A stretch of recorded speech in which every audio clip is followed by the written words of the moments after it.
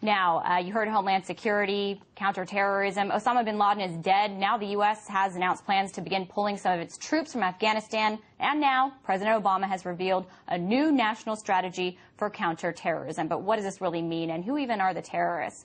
Joining me now to talk more about that is Susan Lindauer. She is a former CIA asset. She covered Libya at the United Nations during the negotiations for the Lockerbie trial, so she really has a lot of insight into Libya.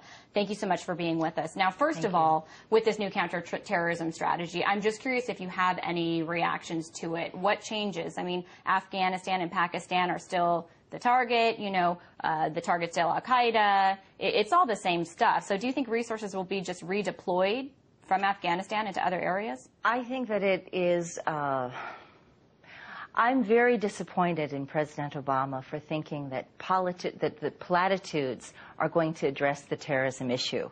What I see us doing is creating more terrorism through our policies in Libya and Yemen. I think that our actions speak louder than words. That adage holds true on anti-terrorism.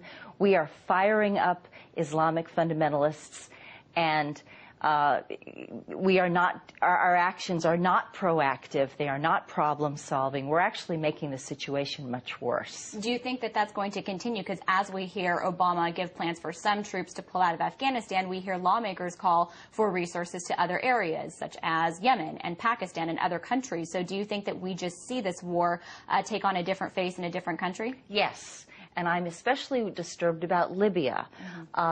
The United States is pulling troops out of Afghanistan so that we can go into Libya. And what my documentation is showing, as an asset, as a former asset, I have extremely good ties and knowledge and depth of resources inside Libya today.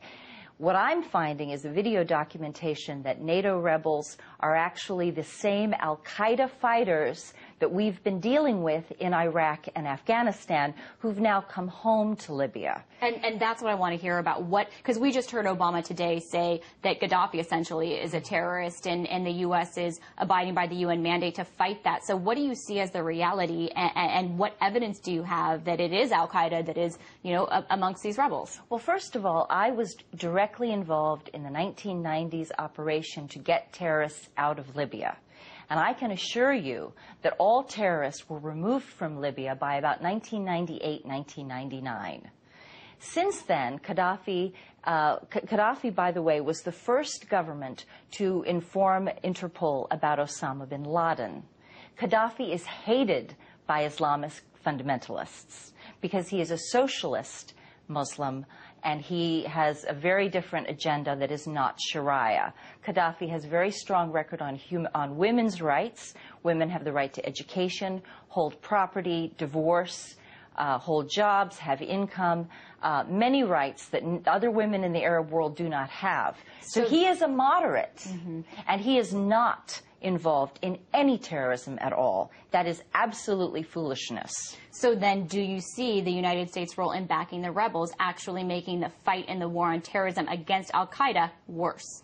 We have shifted. I'm amazed. I'm so disappointed in Obama that he is actually shifting resources to finance al-Qaeda rebels and to provide U.S. enforcement of the al-Qaeda presence in Libya. Now, I just want to tell you, I want to tell your viewers, we have video documentation that is coming from refugees fleeing the rebel strongholds, and they're bringing out video from their camera phones that they're recording just on the spot.